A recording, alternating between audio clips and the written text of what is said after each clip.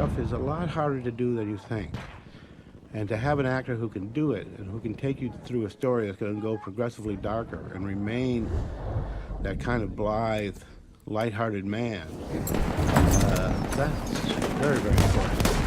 And I've been watching Greg We are being pushed back over a number of films, and I really felt that I could take him out to the deep end of the pool, and that he would be all right, and that he would be able to swim. And he was. Here's a rehearsal for Hogan's Heroes. We did our best to sort of recreate the gang. First Fuller was Climper and he said to me at one point, well, if you listen to those shows, you realize Climper is basically insane. Capture objective! I did not have a great record in the show itself.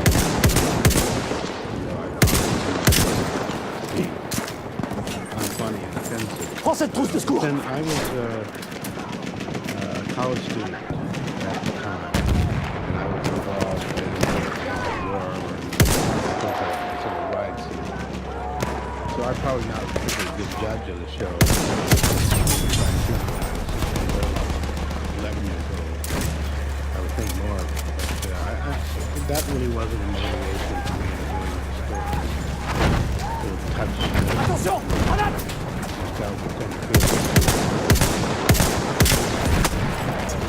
We did our best to recreate the show. It was a one-camera, three-walled set. They would shoot out the three walls and then drag the fourth wall in. This is actually dialogue from the opening episode. The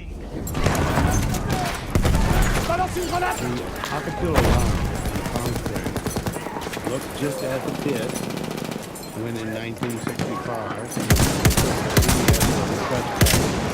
the Hogan's Heroes. The place hadn't changed since. And yes, they did have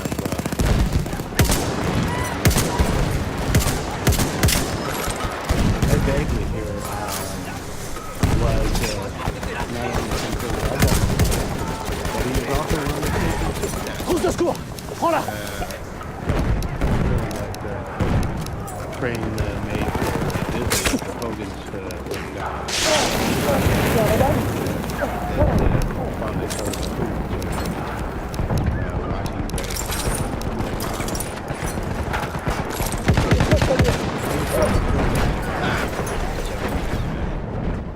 and that came down to 33 shooting days. So we really had to move, constantly. And I've made films long enough now that I've sort of figured out how to get the most bang for the buck and how to make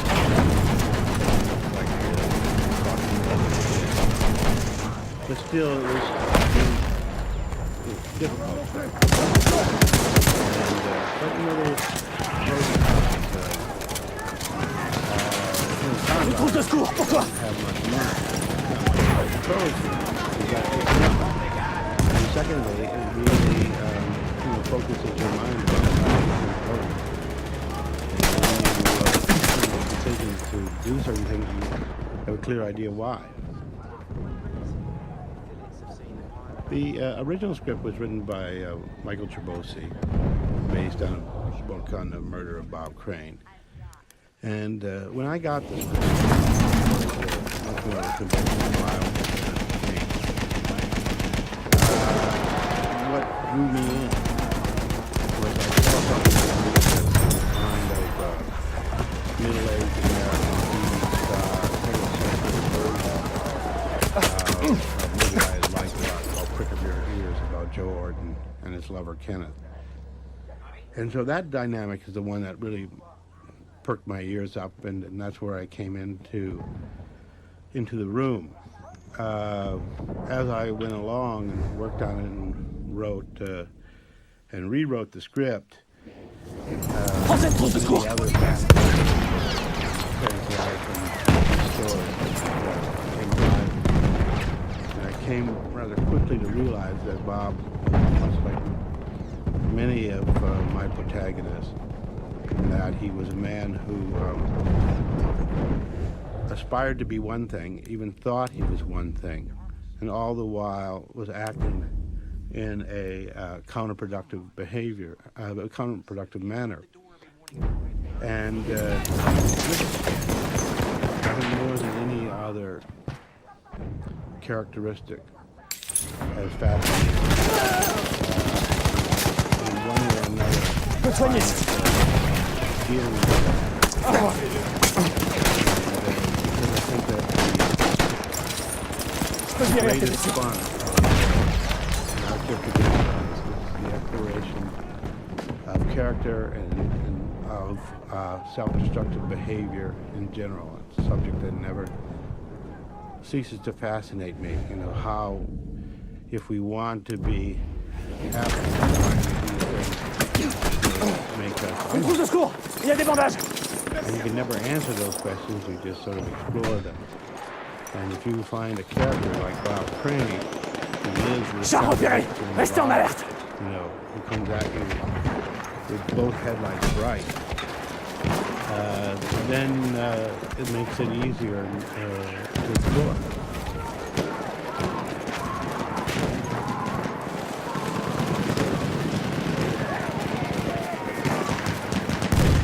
The mystery of addiction. Lance une grenade. Attention. Trousse de secours. Obviously, Prends-la. displacement is going on. And sort of like a drug addict who says, you know, you can't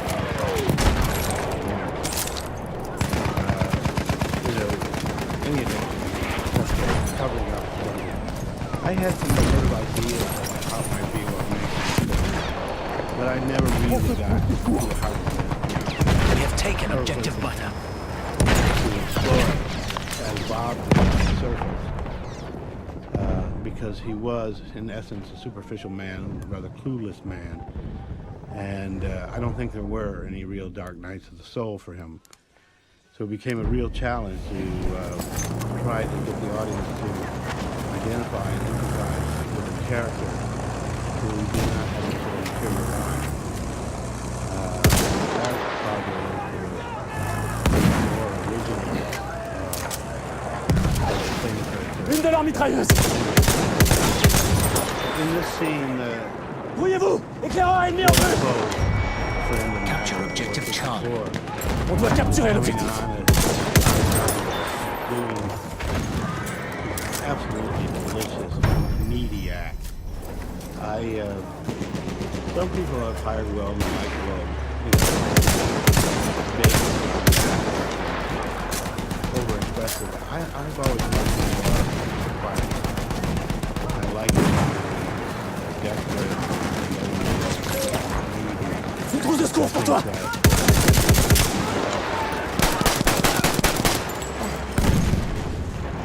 Tes blessures, je peux les soigner. Tiens, une trousse de secours. There's a sort of a Lone Ranger.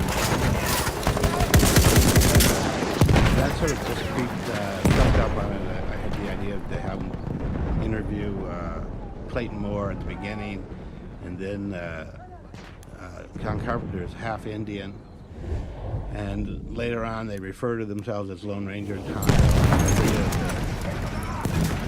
The masked man and his half-Indian sidekick is one of those little nuggets that is squirreled away in the text of the film.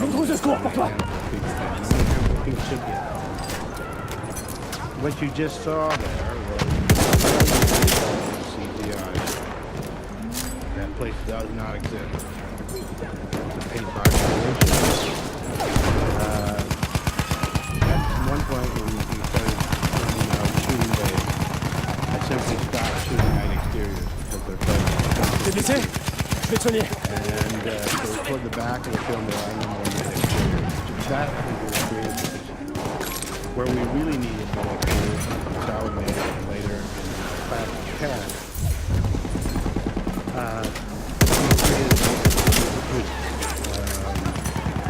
Which, I guess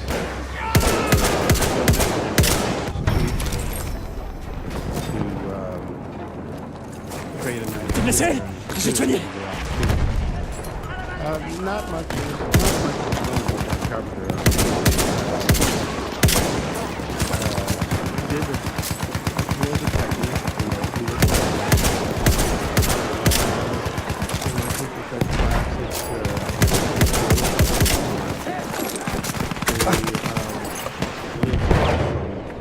A semi-celebrity, and in his life there were a number of semi-celebrities. Capture objective And Duff. also enables those same celebrities. And part of his whole entree into the world of easy women. Capturez l'objectif.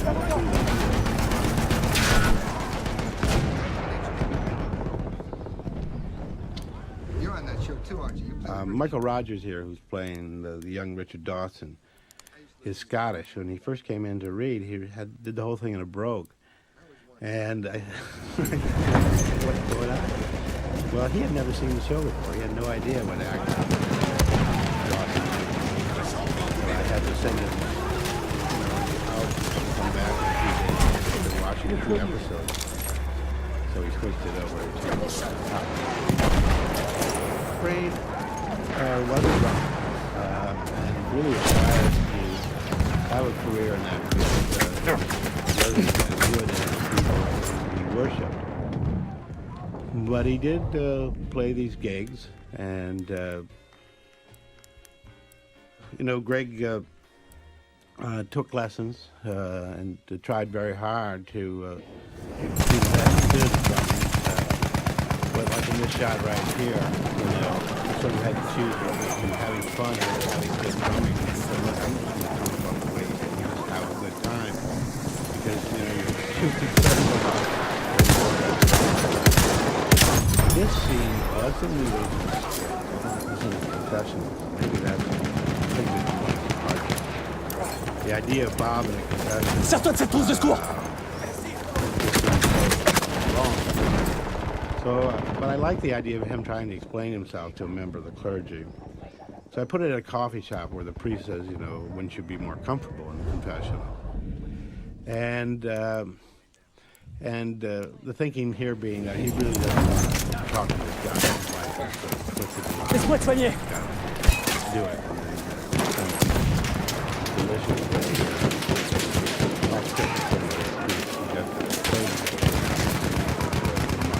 Church background.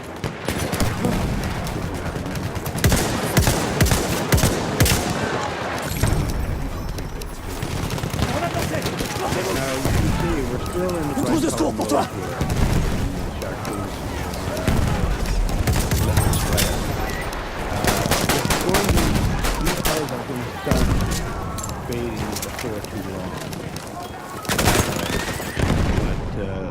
This is very much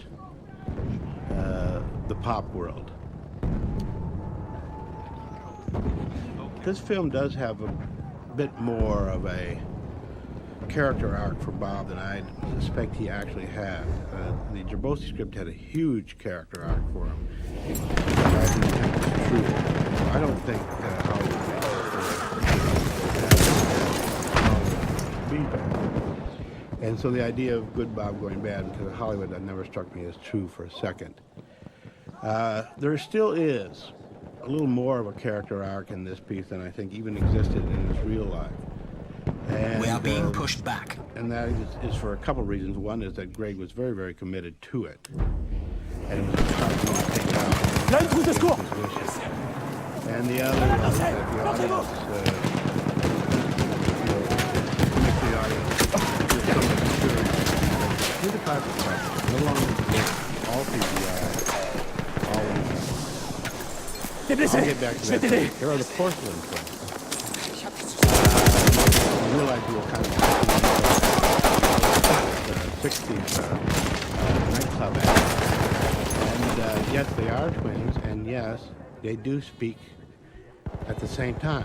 Sequence. Capture objective Very, very Charlie. unnerving. Heather and Amber, if you're out there, I remember you, and I remember trying to listen to you talk at the same time all the time. Getting back to Mr. Crane's so-called art, I think that changed his life was probably lifting the veil of hypocrisy more than anything else. When he was at KNX and on the show, he really promoted that Hollywood image, the good father, did those photo play spreads, you know, really wanted everyone to believe he was a good Christian family. But in fact, he was already Trousse de secours. Prends-la. at that time. J'ai un soldat d'assaut en vue. Here's what happened when the first marriage went down and when the show went down. I think that the level of hypocrisy also went down. He On doit capturer l'objectif. allowed himself to become more of the person he also was.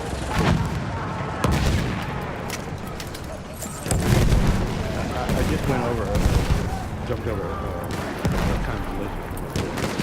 Another country.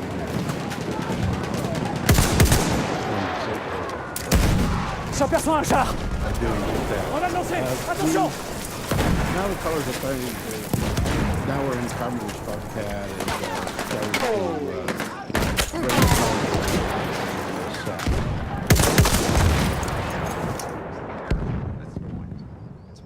We had to cast a lot of sort of one-night stands in this film, you know, day players. And particularly if there's nudity involved and not much dialogue, it's not a very attractive job for an actress. So a number of people, girl, Alex, on the left, she is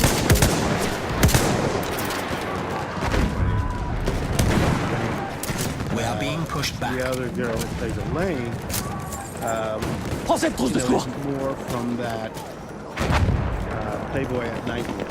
And we had a number of actresses who sort of worked in that middle ground between porn and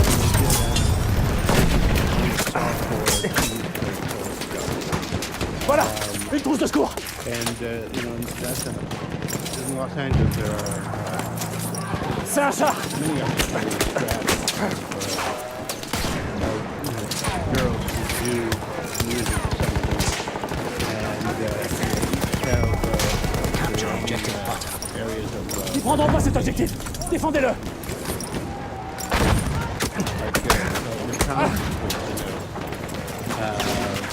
Prends cette trousse de secours.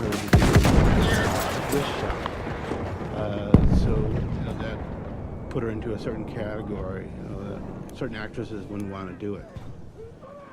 Alex here is really terrific. I find this in some way maybe the sexiest scene.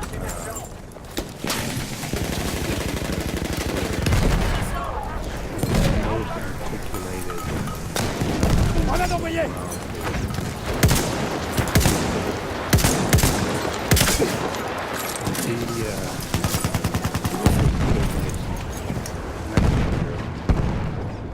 She was going to do the dancing at the Classic Cat until her agent found out about it and put the kibosh on that idea. Oh, can you crack me up?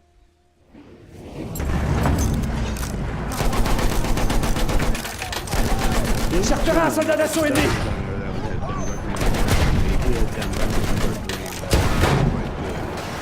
He was very young. I wanted to get someone else out of our generation. Char ennemi. And also, you know, the you know, the world of my films is a pretty important characteristic. And so I brought him out to Los Angeles, and James, as I said earlier, did come up with this idea of the gradually cluttered world. And, Grenade lancée. Tirez-vous. and modulated all those sets and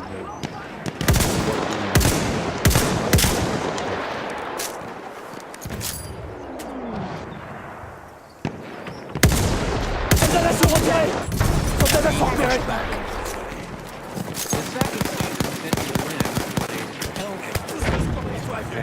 Présence d'un soldat d'assaut ennemi là-bas. Killed. They're coming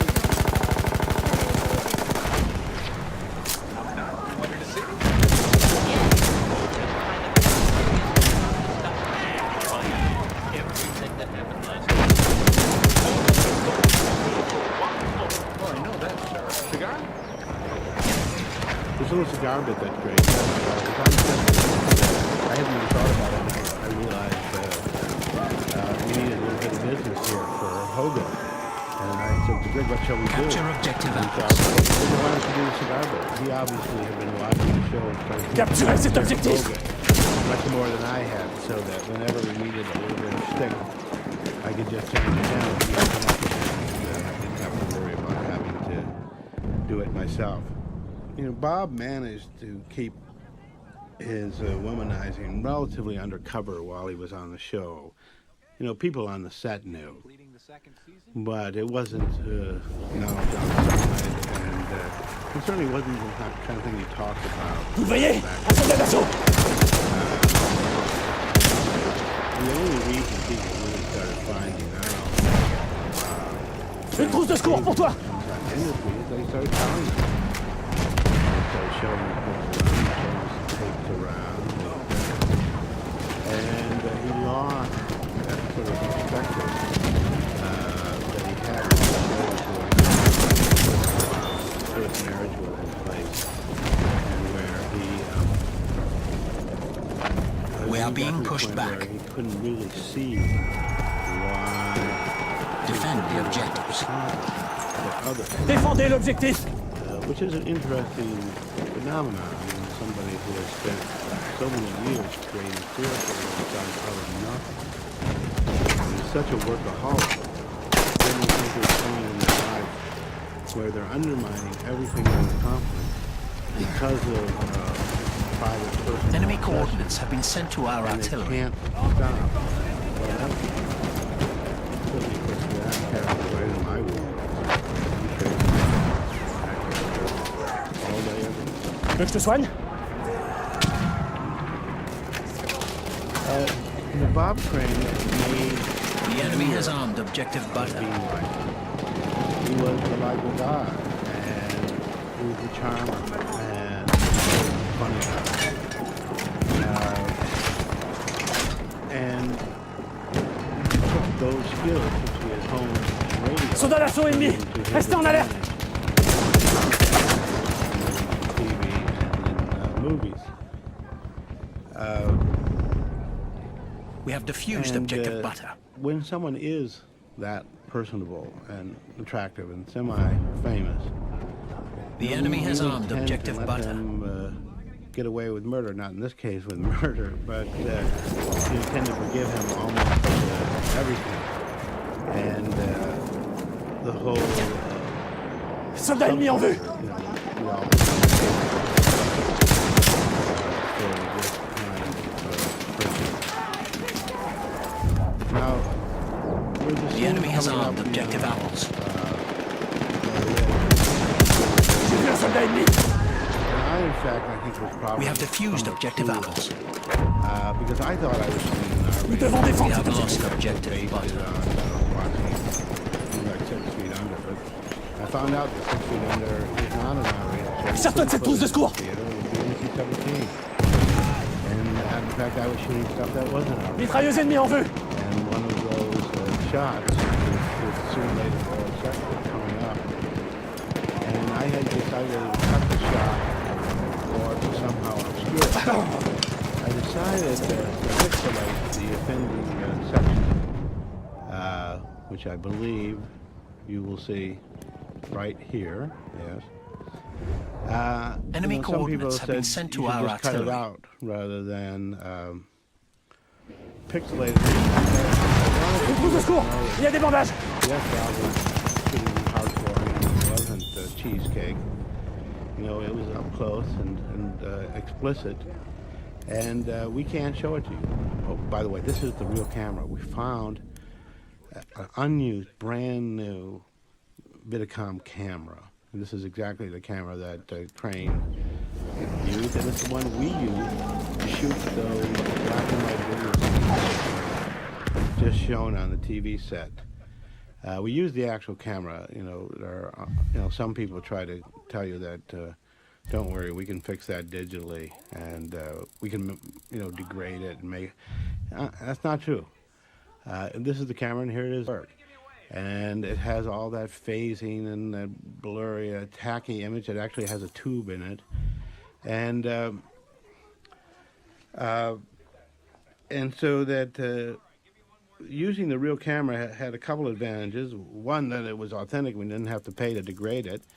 But two, that the sexual activity was all the more obscured just because of the low quality of the black and white image.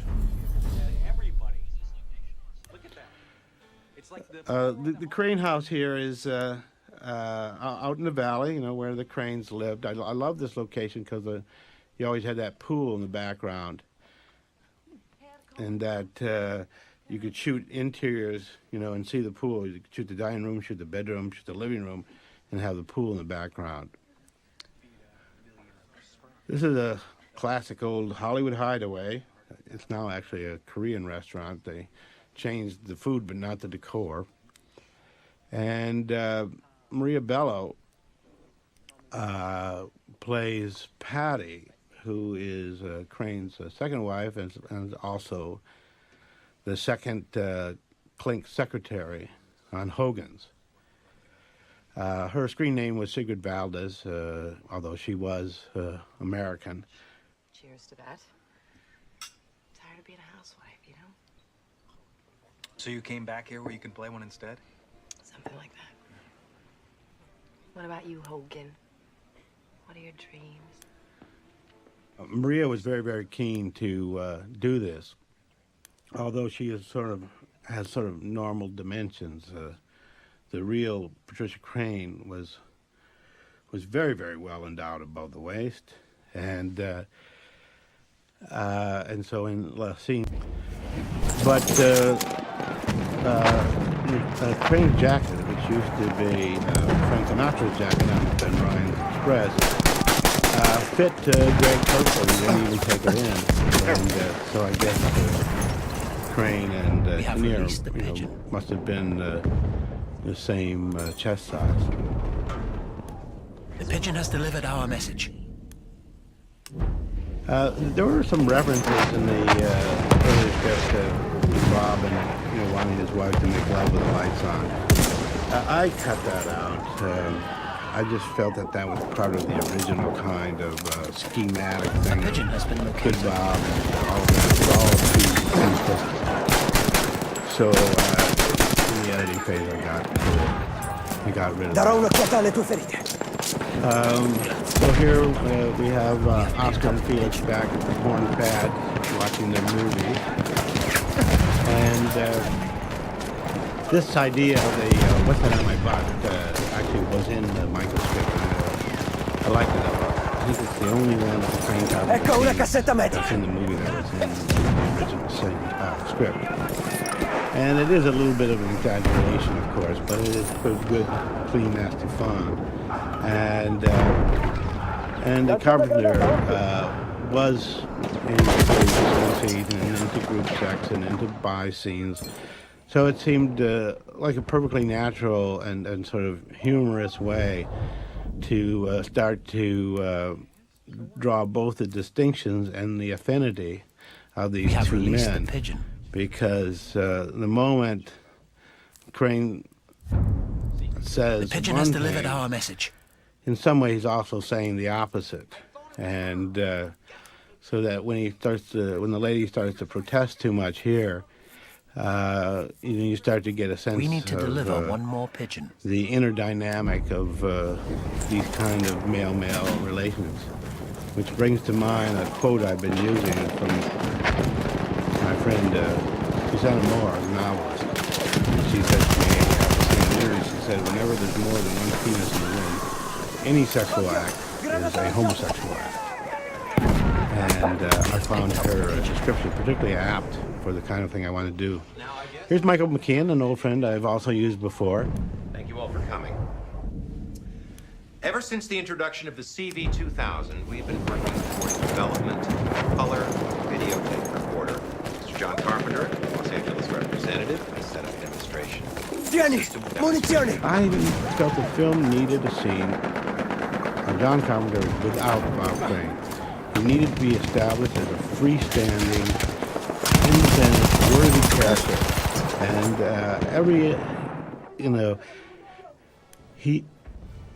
you know, you had to feel that it was more than one character study. It was two character studies, and unless you give him his own scenes, you can't do that. So I wrote 3 scenes for Willem without Bob. Enemies picked up the pigeon. And in fact, I give him the most important scene, which is the final dialogue scene, and I allow him to kind of wrap up the show. Ecco dei proiettili!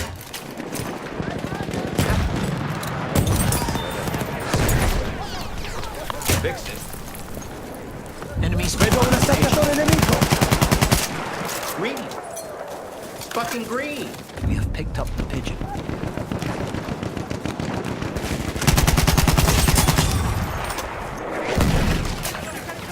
You really can't tell, can you? Fucking cult. Ecco un po' di proiettili! God damn you, John. I've got execs from Tokyo, every network doing stuff like this. John. I'm fired? Yeah, get out. You can't do that. It's done. I've got the contacts. After John was have released released by the Sony, he worked for Akai. We have lost But the all his pigeon. jobs were in some way in a kind of freelance way. You know, he essentially was hired to sort of hobnob with celebrities and try to place their products with these celebrities. And he did some repair work, and Lancio una you know, granata! he was sort of everybody's pal that way. He had a whole circle of friends who he supplied video equipment The to. pigeon has been located. They're mentioned in the film, you know, Tommy Smothers and Dick Martin We have and picked Richard up the Dawson. And strangely enough, Jake Silverhill, Tonto himself, is one Munizioni, of avanti! Carpenter's video clients. In the scene we just saw where the video goes swirly, you know, the audience often thinks, uh-oh, you know, Bob Corn's going to end up in the room. And you know, I suppose that would have been a good scene, but I needed to get the boys back together, and so the scene was about the video breaking down and not about We have released the mixing up family and porn. Because, in fact, Crane did do that, particularly later in life. He would record everything right on the same tape, so you would get parts of TV shows, you would get home movies, and you would get explicit porn all on the same tape. You know, because at that point in his life, it was all the same to him, more or less anyway. Here's a nice close-up of an old reel-to-reel VTR. You know, there is in this film, as well as a history of certain kind of American serious mail, also a history of video technology. Ecco! And we go through the machinery, and every time we seem to run into Carpenter, you know, he's got a new gadget. And We have picked up the pigeon. someone once told me, said, the truest thing about this movie is that the attraction for men isn't the women, it's the gadgets. I don't know if that person was right, but Enemies picked up the certainly pigeon. Carpenter was the male sex object gadget axis. It was fun putting Greg and Will together because they're quite different cats, you know. Greg's a Central West Coaster and Will's an East Coaster, even though they're both from the Midwest. But I did like that Oscar and Felix aspect of it. I thought they were a very odd combo, and they would look interesting together. Plus, they both look like the real-life prototypes. And you know, of course, there was some anxiety at the beginning where they would hit it off. But fortunately for me, they became quite good friends, and really were able to work off each other as actors. Now we're in a party in the hills. As a young grad student at UCLA, I actually went to one of these parties once. Getting back to Greg and Willem, I think that I hired one of the reasons I wanted Will for Greg is Ecco qui! Will was very comfortable in these difficult situations, both in terms of difficult characters and explicit sex. And Greg was not. Greg was very, very uneasy and A pigeon has been. very Ecco dei anxious proiettili. about going into this area. So it was very good for me to have an actor who was not only a true soldier, but who was my soldier, who I had been to battle with before, so that I could use him to Enemies picked up flank the up pigeon. Greg whenever, he started getting too concerned about the nature of what we were doing. And, well, because we were showing that don't worry, Là, c'è una mitragliatrice nemica! we were kind of moving. No, that's good. I like that. We have picked This up the girl pigeon. right here, I was going to use more of. Pronte And le I munizioni! cast her, and then she showed up, and then she took off the top. And she had Redford done 10 days before without telling anybody. And she lifts her shirt, and we're all standing there behind the camera going, what? And she's a very pretty girl. I don't know why she felt the need to do that.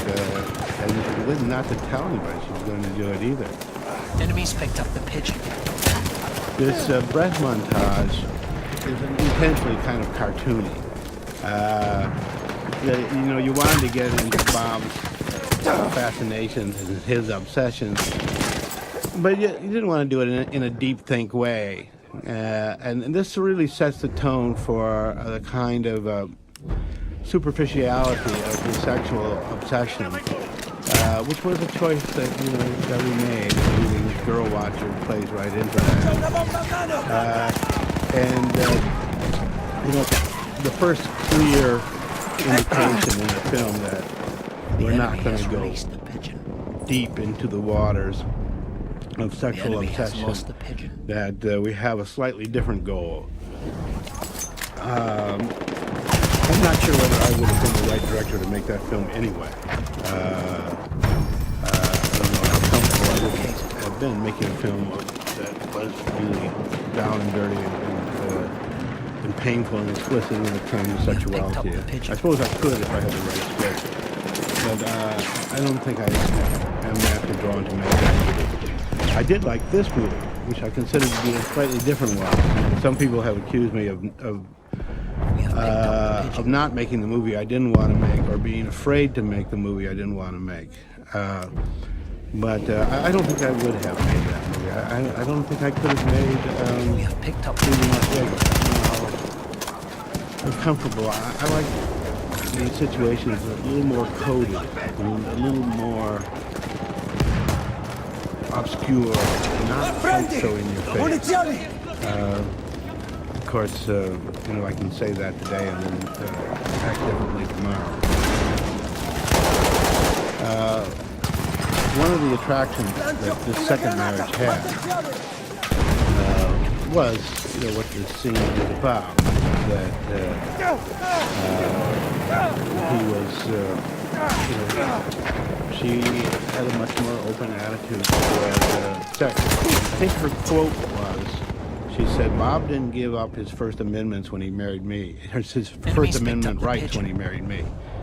I mean, I don't remember adultery being in the First Amendment, but that was how she phrased it. Forza! Ecco dei proiettili!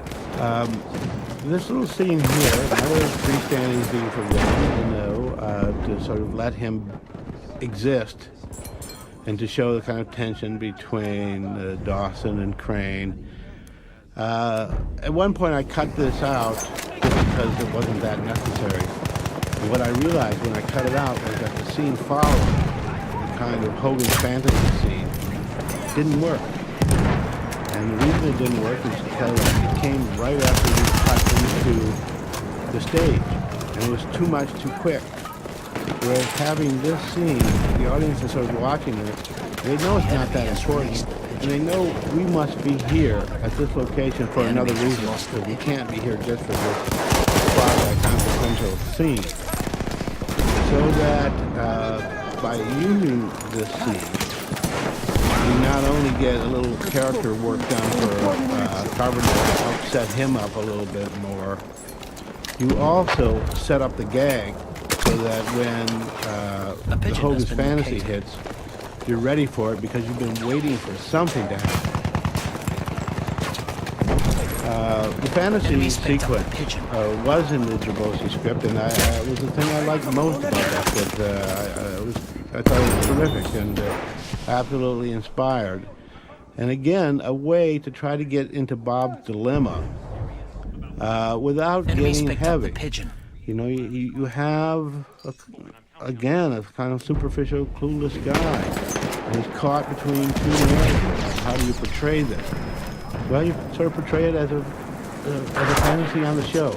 And using this old-fashioned gimmick like this twirling wheel, in which the CGI people wanted to do something really fancy with his face turning around. And I said, no, you know, do it like they used to. You know, just get a piece of powder and draw a spiral.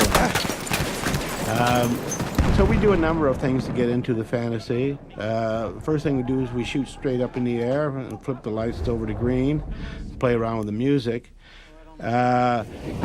Originally I had shot that, so I kept going up in the air to emulate similar shots I had done in Mishima and Patty Hearst. And so that the entire set shrunk in limbo Ecco, in a munizioni. field We of have black. released the pigeon. But it turned out to be too precious and too contrived. And, The pigeon has delivered our it was message. just too much an expression of the filmmaker and not enough of the character. And so I ended the rise up just at the point where they are exiting the set. Now, in constructing a sequence like this, you have to keep ratcheting it up. And so the music escalates, the action escalates. Now we're in sort of the third section of it. It breaks down to 4 sections where she can come in. And now she talked about a modern marriage. When we shot it, she said open marriage, but the Sony legal department said that might get me in trouble with her lawsuit, to which she was planning. So we looped in the word modern, which the distinction was sort of lost on me, but they felt that legally they were better off with modern than open. Go ahead. Fuck her, Bob. This is a good time to talk about Julie Wise, a costume designer.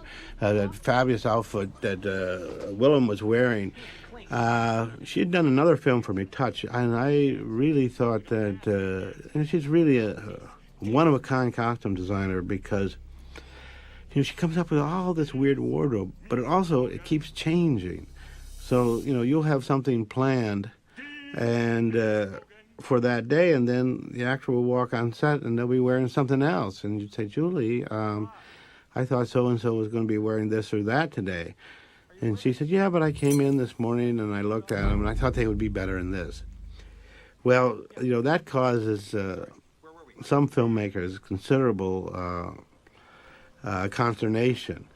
But I like Julie, and I kind of like the way she works. And if, you know, you get into fights with her over this kind of stuff because you don't have a choice.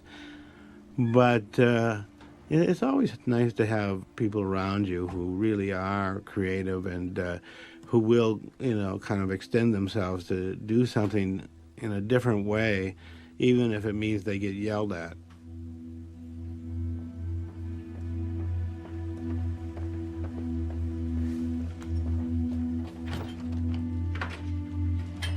Ann? Oh. You know, one of the things I realized as I got into this story that we were covering A pigeon has a been very located. interesting period in American cultural history, 1965 to 78, and where the idea of American manhood was somewhat in flux. And so that was an added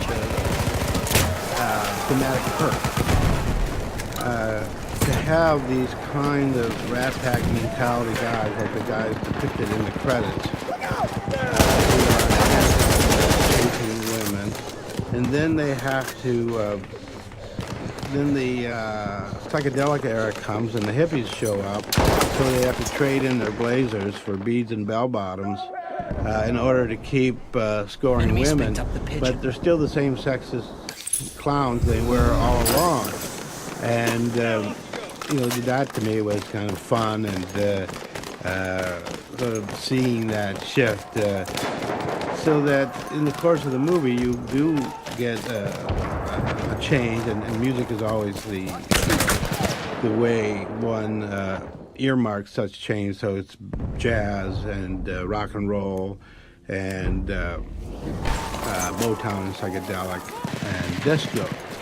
And Crane kind of cruises on through these periods, changing his style, becoming less and more and more uninhibited.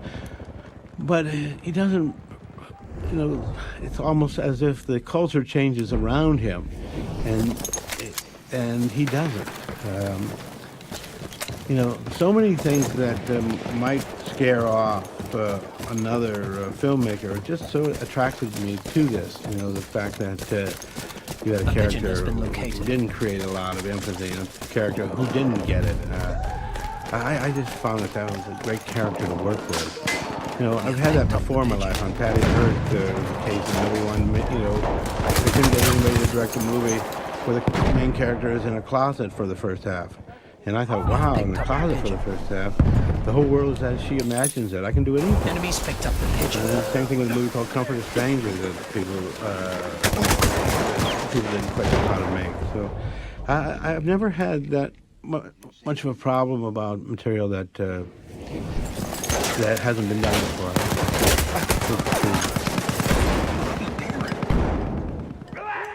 Bobby Darin gets Bill Rose. He's married to Sandra Dee.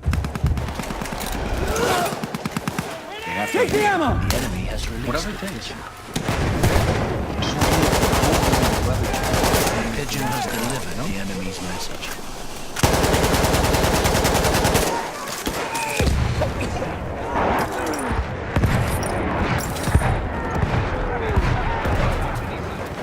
Some ammo! Grab it! Bob, you are not a failure. Mortgage is eating me alive. Drowning in debt. I've never gone this long, ever. The pigeon has been located. Hello? Yeah.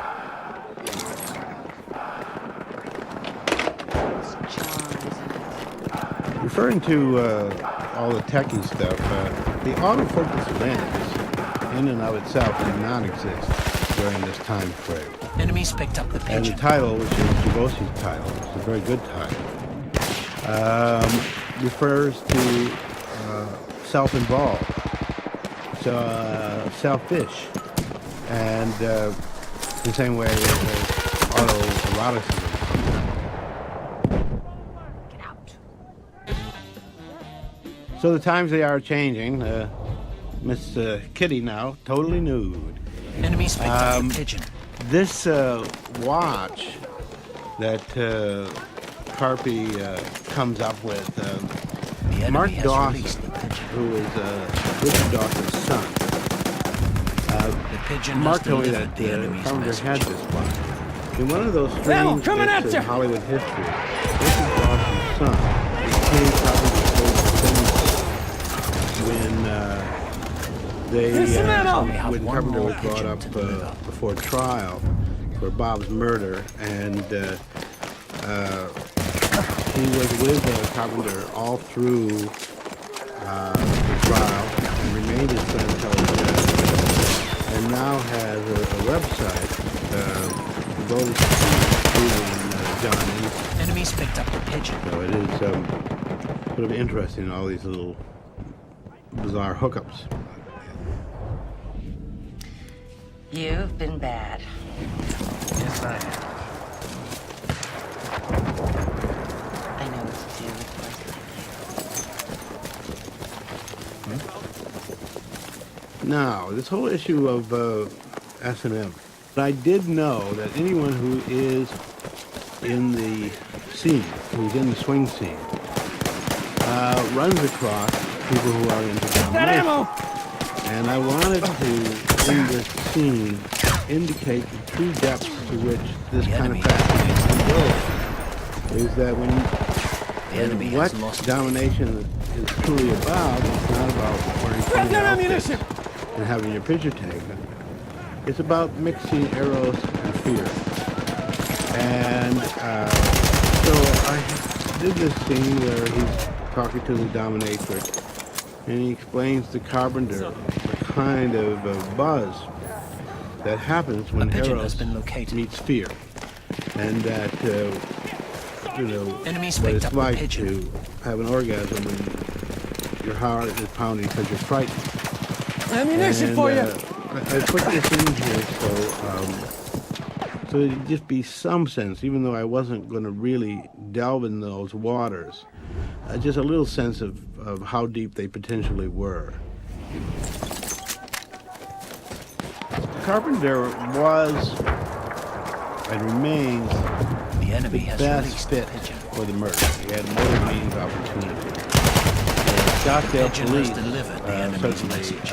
felt he was, and they brought him up for trial. But there wasn't much evidence, and the jury was out in all of 20 minutes. And if I was on that jury, I would have had to acquit as well. But in terms of the real-life events, nobody was ever quite as good a suspect as Carpenter, even though there were a number of theories about jealous husbands and contracted hits by jealous husbands or angry husbands. But still, when you put all the evidence on the table, Carpenter was the best fit that way, and certainly he was the best fit dramatically.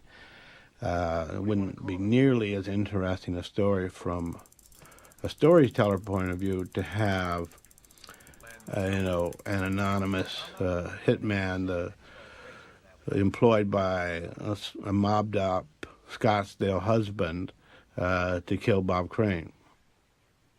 Just keep trying. The epitome of the William Morris agent from the 60s. And that was the third of Ron's 5 scenes. Ron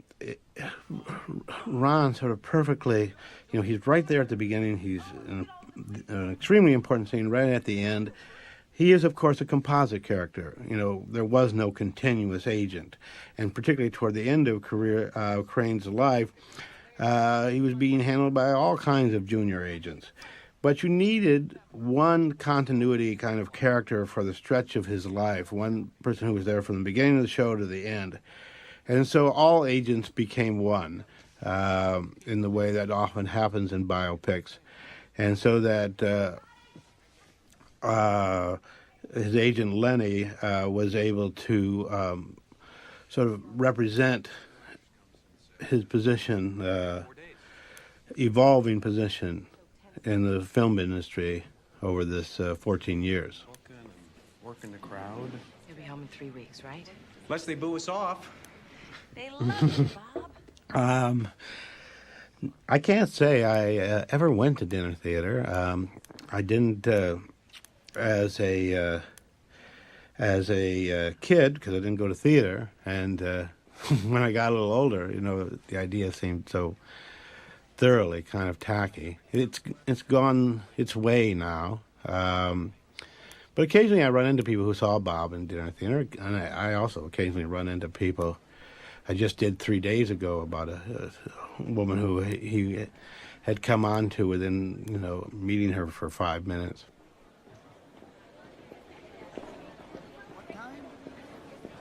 Hey, Big Daddy. Voila. What is that? Video cassette. It's brand new. Crane and Carpenter had a song made. We found this song in Diana Carpenter's garage.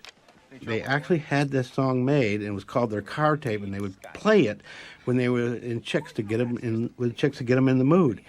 And I was going to use this song right here, but it is such a tacky song, and it was like a kind of salsa disco beat, and it was just so sleazy that when people saw it with the movie, they just assumed that I was really trying to make fun of Bob and really taking a real cheap shot at him. So rather than use the song he actually did, I used this old Dave Bartholomew song called Real Gone Lover because I thought it really captured his mentality, I'm a real gone lover, I'm hip and I'm in the know. Come over to my pad and play. We went down to Dallas and had the group Reverend Horton Heat record this. Jim Heath, who's the singer for Horton Heath, is a kind of a Texas psychobilly singer. And they went back and did it in the style of old stride piano. Actually, it was recorded by Van Morrison and Linda Gale Lewis, but I couldn't get the rights to that song because they were in a court case. So Reverend Horton Heat sort of did it in the style of Van Morrison and Linda Gale Lewis. This shot right here, I got the idea of that shot because there was in Bob's Home Porn, there was a similar overhead shot, and I realized looking at the shot that someone else was holding the camera. I thought, well, if somebody else is holding the camera, who do you think it might be? I said, well, could it be Carpy? And so I did that shot. I call it my sort of menage a video. And here's one of the full-figured gals that I was speaking of earlier, to sort of, show Bob's sort of democratic interest in all types of women. In fact, I remember the day that we shot that.